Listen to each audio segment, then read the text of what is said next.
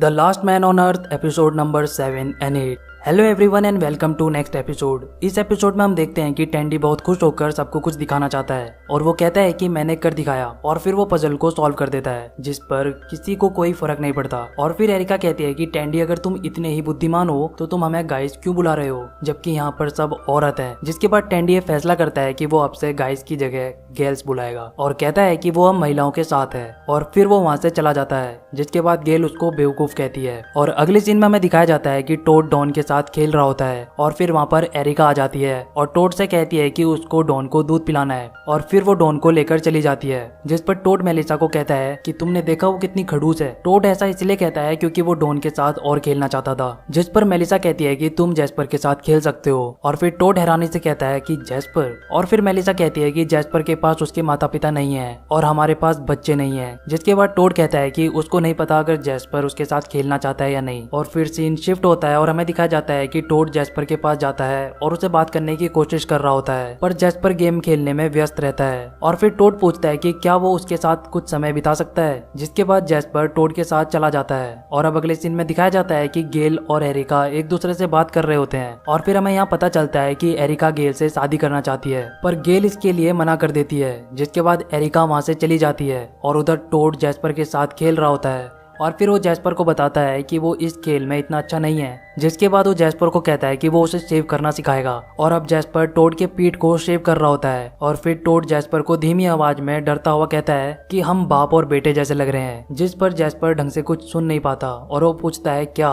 जिसके बाद टोड अपना शब्द बदल देता है और कहता है कि हम भाई जैसे लग रहे हैं। और अब हमें दिखाया जाता है कि गेल और एरिका साथ में सो रहे होते हैं और गेल डॉन के रोने की आवाज सुनकर उठ जाती है और फिर वो डॉन को गोद में उठाकर चुप कराती है और फिर वो एरिका को सोते हुए देखती है और उसे कुछ अलग महसूस होता है। और फिर अगली सुबह गेल एरिका के पास आती है और घुटने में बैठकर एरिका को शादी के लिए पूछती है। जिस पर एरिका हाँ कह देती है और अब एरिका और गेल की शादी हो रही होती है। जिस पे टेंडी एक फादर का रोल अदा कर रहा होता है और वो उनकी शादी करा रहा होता है और इस बीच उसे पता चलता है कि एरिका का पूरा नाम एरिका डुंडी है। जिसके बाद टेंडी बहुत हंसता है और फिर उन दोनों की शादी करा देता है। और अब रात में टेंडी सभी को एक गाना सुनाता है और फिर एरिका और गेल को साथ में नाचने के लिए कहता है। जिसके बाद वो नाचने लगते हैं पर ये सब देखकर कैरल को अच्छा नहीं लगता। जिसके बाद कैरल कहती है कि मुझे कुछ कहना है और फिर वो कहती है कि मॉम अब तुम एरिका के साथ ही अपना पूरा समय बिताओगी। जिसके बाद वो वहाँ से चली जाती है और फिर एरिका कैरल के पास आती है और कैरल से बात करने लगती है और उसे बताती है कि वो उसके मॉम को उससे अलग नहीं कर रही है। जिसके बाद सब ठीक हो जाता है और फिर अगले सीन में हमें दिखाया जाता है कि टोड जैस्पर की टाई को ठीक कर रहा होता है और उस सीन को देखकर ऐसा लगता है जैसे एक बाप अपने बेटे की मदद कर रहा हो। और अगले सीन में कैरल एरिका और गेल साथ में नाचने लगते हैं और टेंडी गाना गा रहा होता है और इसी के साथ ही एपिसोड खत्म हो जाता है। और अब अगले एपिसोड की शुरुआत में हम देखते हैं कि जैस्पर एक गाड़ी को चला रहा होता है जिसके ऊपर जिराफ बना होता है। तो टोड कहता है कि क्या तुम गाड़ी चला रहे थे। तो इस पर जैस्पर मना कर देता है और फिर टोड जैस्पर से बात करना चाहता है पर जैस्पर उसकी बात नहीं सुनता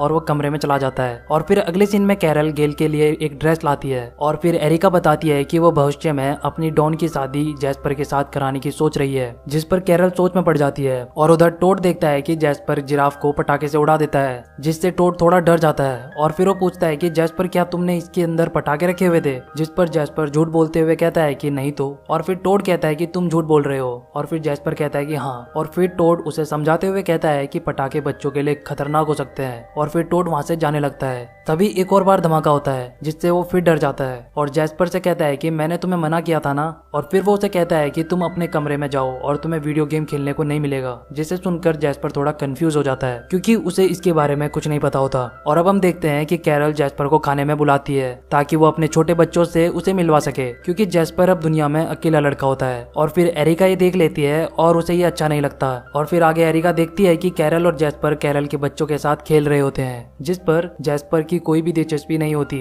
और ये देख के एरिका वहाँ से चली जाती है। और फिर आगे टोड टेंडी को बताता है कि जैस्पर उसकी बात नहीं मानता। जिस पर टेंडी समझाता है कि तुम्हें जैस्पर को थोड़ा सख्ती से लेना होगा और उसे सख्ती से समझाने की जरूरत है। और आगे एरिका कैरल के पास आती है और कहती है कि तुम ये ठीक नहीं कर रही हो, जिस पर कैरल कहती है कि वो अब ऐसा नहीं कर रही है क्योंकि जैस्पर को अब उसकी बेटी के साथ अच्छा लगता है। जिसके बाद कैरल वहाँ से चली जाती है, लेकिन एरिका को बहुत गुस्सा आता है। और फिर आगे हम देखते हैं कि एरिका जैस्पर को समझाती है कि तुम्हें कुछ भी तय करने से पहले थोड़ा सोच लेना चाहिए, जिस पर जैस्पर थोड़ा कंफ्यूज हो जाता है क्योंकि उसको समझ नहीं आ रहा होता। जिसके बाद जैस्पर वहाँ से चला जाता है और उधर टोड टेंडी के बताए तरीके से जैस्पर को समझाने की कोशिश करता है और वो जैस्पर को डांटता है। जिसके बाद जैस्पर वहाँ से उठकर चला जाता है और फिर वो मेलिसा के पास जाता है, जिस पर मेलिसा जैस्पर से पूछती है क्या तुम ठीक हो। और फिर सीन शिफ्ट होता है और जैस्पर के लिए एरिका और कैरल बहस कर रहे होते हैं और उसके बाद टोड भी टेंडी से झगड़ने लगता है और फिर सब एक दूसरे से झगड़ने लगते हैं। और फिर वहाँ पर मेलिसा आ जाती है और कहती है कि यहाँ पर क्या हो रहा है। और फिर वो सबको कहती है कि वो बस 11 साल का बच्चा है और अचानक से सब उसके साथ ऐसा व्यवहार क्यों कर रहे हो, और बताती है कि वो इन चीजों से बहुत परेशान है। जिस पर कैरल कहती है कि वो बस 11 साल का बच्चा नहीं है, वो इस धरती पर बस एक ही अकेला 11 साल का लड़का है। और फिर मेलिसा कहती है कि जैस्पर का जीवन बाकियों से अलग है, उसका बचपन इस वायरस के कारण छीन चुका है। जिसके बाद सबको बहुत बुरा लगता है और वो जैस्पर के पास जाते हैं, पर जैस्पर वहाँ नहीं होता। इसके बाद वो सब लोग जैस्पर को ढूंढने लगते हैं, पर जैस्पर हमें कहीं भी नहीं मिलता। और उसके बाद हमें एक सायरन की आवाज सुनाई जाती है, जिसे टोड और टेंडी भी सुन लेते हैं। जिस पर टेंडी कहता है कि ये जरूर जैस्पर ही होगा। फिर हमें एक आदमी दिखाया जाता है जिसकी लंबी दाढ़ी होती है और उसने कैदी के कपड़े पहने होते हैं। और इसी के साथ ये एपिसोड यहीं खत्म हो जाता है। तो आखिर जैस्पर कहाँ चला गया